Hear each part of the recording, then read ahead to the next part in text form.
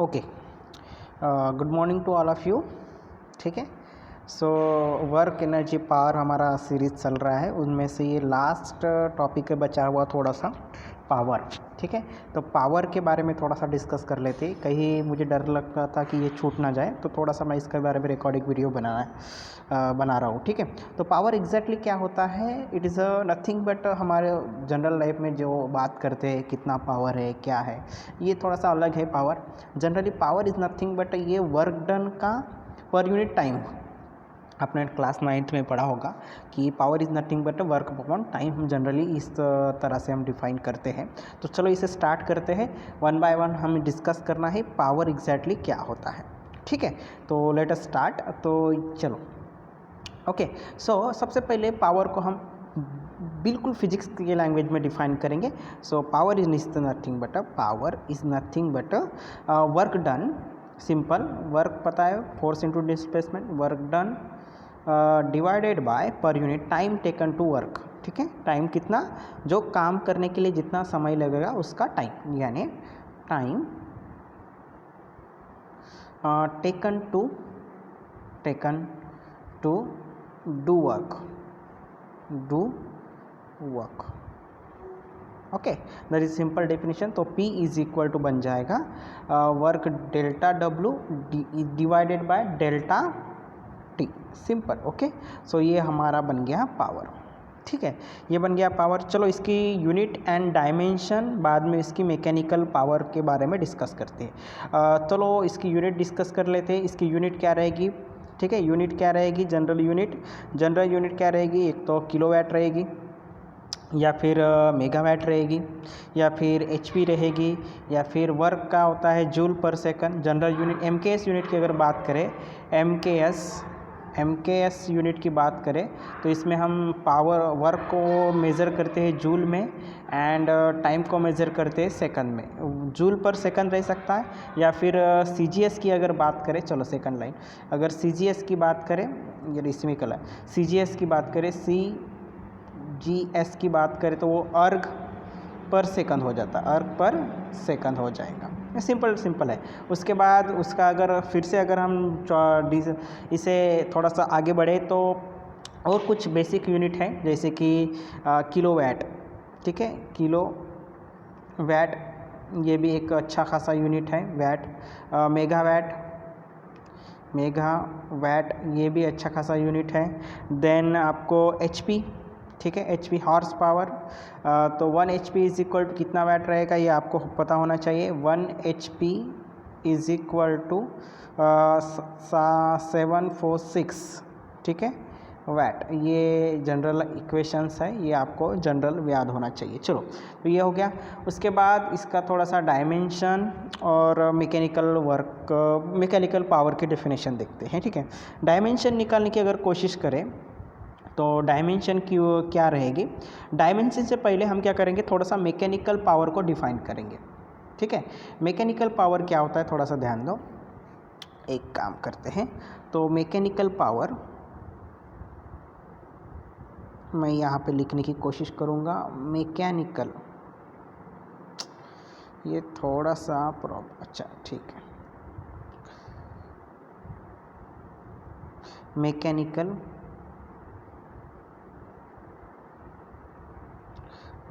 Power क्या होता है? मैकेनिकल पावर थोड़ा सा ध्यान दो। मैकेनिकल पावर यानी power is define as a line rate of doing work. मैं लिख ही देता हूँ, थोड़ा सा एडजस्ट कर लो। पावर ये होता है, पावर इज डिफाइन, ठीक है, defined as the rate of doing work, और ठीक है, ये तो power is defined rate of work doing, जितना हम काम कर रहे हैं रेट के साथ। ठीक है, या फिर the time rate of which the, और दूसरी एक डेफिनेशन, और the time rate at which energy is transferred, बहुत ही अच्छा है, एनर्जी ट्रांसफर, एक एनर्जी दूसरी एनर्जी ट्रांसफ़र करनी, जो मेरे पास वर्क की एनर्जी है उसके साथ साथ मैं उनसे एनर्जी ट्रांसफ़र कर रहा हूँ। मैं किसी को लिफ्ट उठा रहा हूँ, यानी कोई बॉडी है उसे उठाने की कोशिश कर रहा हूँ, उसे फोर्स लगा रहा हूँ और उठा ले रहा हूँ, तो एक एनर्जी दूसरे एनर्जी यानी फोर्स अप्लाई कर रहा हूँ और वर्क कर रहा हूँ, एक एनर्जी दूसरी एनर्जी ट्रांसफ़र करने की कोशिश कर रहा हूँ। Simple, that is the mechanical work. यानी इसे और अच्छे से अगर मैथमेटिकली इक्वेशन हम डिराइव करने की कोशिश करेंगे तो ये बन जाएगा P इज इक्वल टू, ध्यान दो, P is equal to dW/dt, यही पावर होता है, ठीक है। लेकिन dW हमारे पास पता है, यानी वर्क, छोटा सा वर्क के लिए हम क्या कंसिडर करते हैं, फोर्स इनटू डिस्प्लेसमेंट यानी dr, ये हम यूज़ करते हैं। ओके, सो अब क्या कर, फोर्स का डेफिनेशन हमारे पास है, अगर हम इसे dt से डिवाइड कर दूँ तो dW/dt, टाइम के साथ मैं डिफ्रेंशिएट करूँ ये बन जाएगा पावर, साथ ही साथ में फोर्स रहने दो, उसके बाद में dr को भी मैं dt से डिवाइड कर देता हूँ, ये सिंपल बन जाएगा, ये तो बन जाएगा पावर क्योंकि डेफिनेशन है, और ये बन जाएगा फोर्स एज इट इज़, और dr/dt हमेशा होता है वेलोसिटी। एक नई डेफिनेशन मिल गई बच्चों, P is equal to force into velocity, ठीक है। मैकेनिक्स में अगर मैं फोर्स लगाऊं और वेलोसिटी के साथ काम करूं, ज़्यादा फोर्स इनटू डिस्प्लेसमेंट है तो वर्क, फोर्स इनटू वेलोसिटी, अगर ज़्यादा फोर्स अगर वेलोसिटी के साथ अप्लाई करूं तो ये बन जाता है पावर। एक नई डेफिनेशन मिल गई।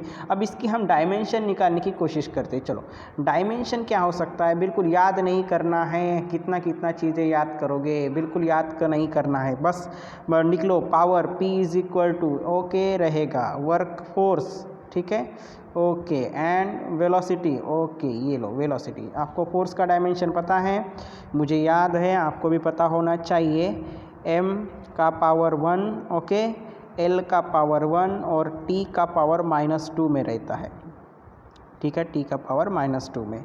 साथ ही साथ में वेलोसिटी का होना चाहिए L/T-1, ठीक है। इसको कैलकुलेट करो तो आपको पावर का डायमेंशन बहुत इजीली मिल जाएगा, 1 1 और T⁻⁻3, सिंपल। और ये L दो बार है तो दो बार लिख लो, m⁻1 L⁻2 और T⁻−3, ये बनेगा डायमेंशन ऑफ पावर।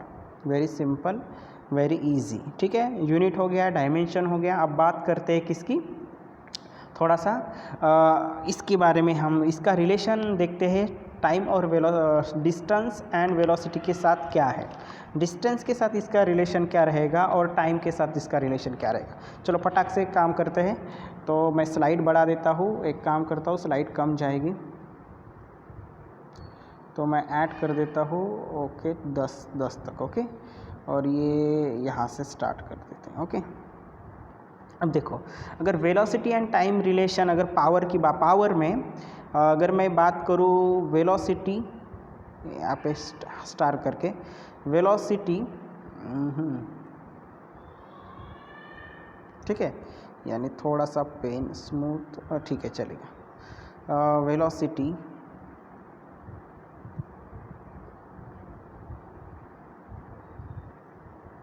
चला आ गया, वेलोसिटी एंड टाइम,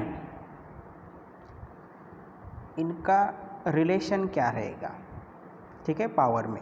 वेलोसिटी और टाइम का देखो बड़ा आसान सा है, पावर का मतलब होता है फोर्स इनटू डिस्प्ले वेलोसिटी, ये अभी मैंने डिराइव किया।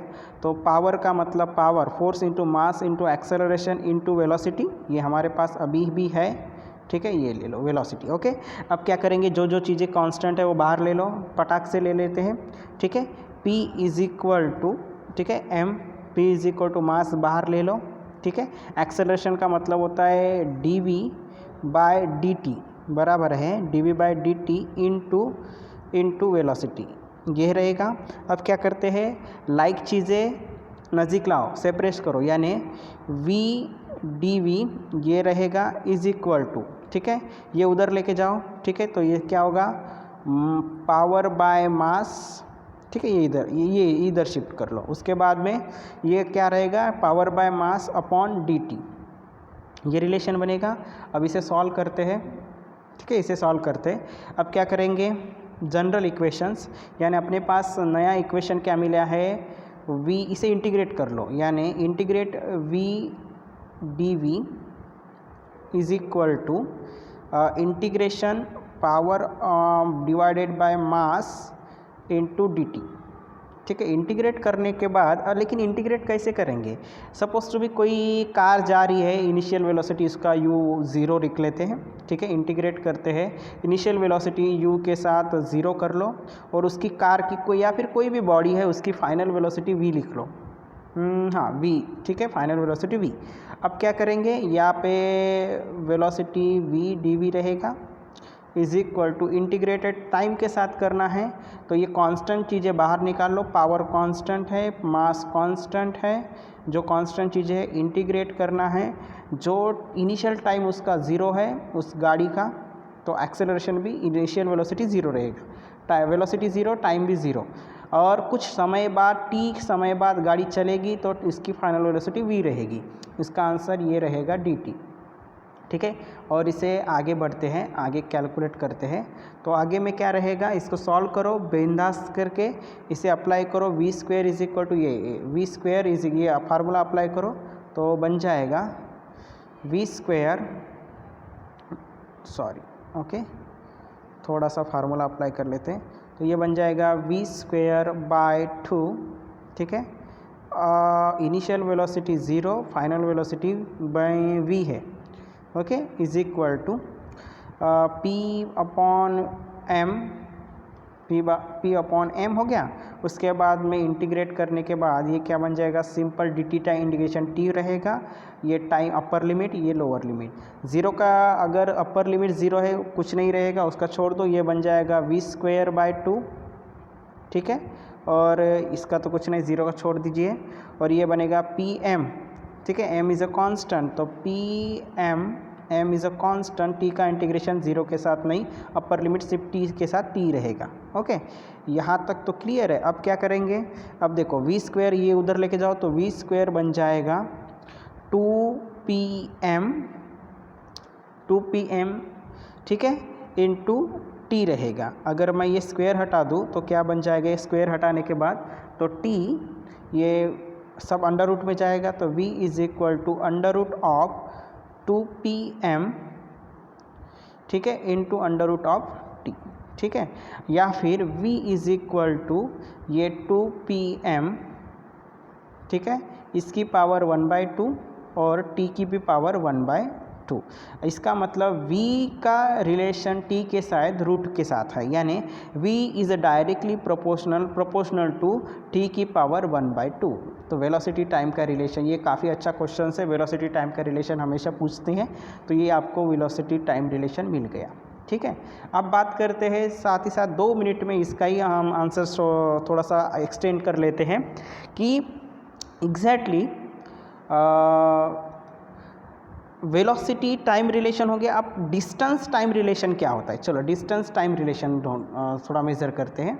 स्लाइड बढ़ाना पड़ेगा, 12 कर लेते हैं। ठीक है, चलो, तो अब बात करते हैं डिस्टेंस एंड टाइम दोनों का रिलेशन। ठीक है, डिस्टेंस अभी बताया, डिस्टेंस क्या होता है, डिस्टेंस का मतलब होता है वेलोसिटी का रिलेशन अपने पास है, velocity is nothing but under root of 2p upon m divide into t की पावर 1/2, ये अपने पास मिला है। अब वी नो दैट हमें पता है v is equal to dx by dt, तो यहाँ से हमको x का रिलेशन मिल सकता है, तो dx बाई dt मतलब dx by dt is equal to v का रिलेशन अभी पता है हमें, ये हो गया 2p, यहाँ से पुट कर दो 2p upon m into t की पावर 1/2। ओके, अगर सेपरेट वेरिएबल सेपरेट कर लो तो dx का टर्म्स किधर रहेगा और t का टर्म किधर रहेगा, तो ये बनेगा dx बनेगा, ठीक है, under root 2p upon m। Okay, then integrate करना है, इंटू t की पावर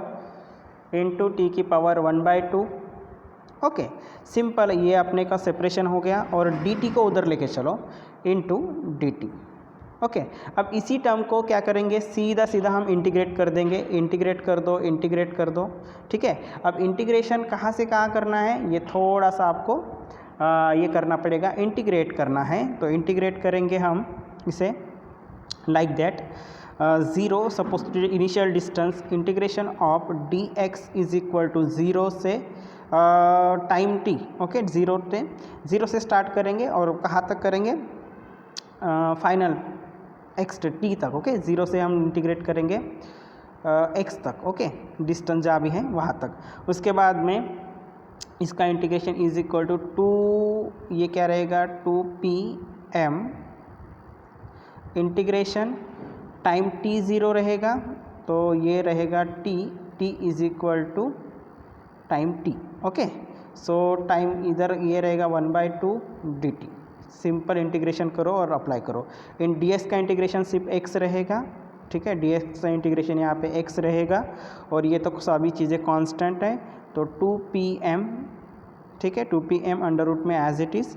अब ये पावर फंक्शन है, x raise to the power वो वाला फार्मूला लगा दो, integration of x raise to the power n क्या होता है, पावर सामने आता है, पावर इंक्रीज होता है या डिवाइड होता है, तो ये होता है power x raise to the power n+1 divided by n+1, ये वाला फार्मूला यूज़ करना है। तो ये बन जाएगा आपका ब्रैकेट में t to the power 1/2 + 1 upon t to the power 1/2 + 1। Okay ये रहेगा इंटीग्रेशन 0 टू t तक। ठीक है, अब इसे सॉल्व करो तो x का रिलेशन मिल जाएगा, ये as it is 2pm is equal to ये बन जाएगा 2 टू द पावर 2/3, ये लिख लेता हूँ, और इंटू 2/3 यानी ऊपर होगा, या t to the power 3/2। Okay अब यहाँ से इसे थोड़ा सा और सॉल्व करते हैं like that, x is equal to, ये 2p इधर लगाओ, ये 2 को यहाँ डालो स्क्वायर रूट में, ये बन जाएगा 4p। एक काम करते हैं, यहाँ थोड़ा सा लिख लेता हूँ थोड़ा सा। ओके तो इसे सॉल्व करते हैं, यहाँ पे सॉल्व करें तो क्या हो गया, x इज, चलो अगली स्लाइड ले लेते हैं। यानी x इज इक्वल टू अपने को क्या मिला है, x इज इक्वल टू मिला है बेटा अंडर रूट में 2p, काम करो ये सॉल्व, अंडर रूट में मिला है, अंडर रूट में 2pm। ओके ये मिला है इंटू 2/3। ठीक है ऊपर कर लो, या फिर t इज इक्वल टू 3/2 मिला है।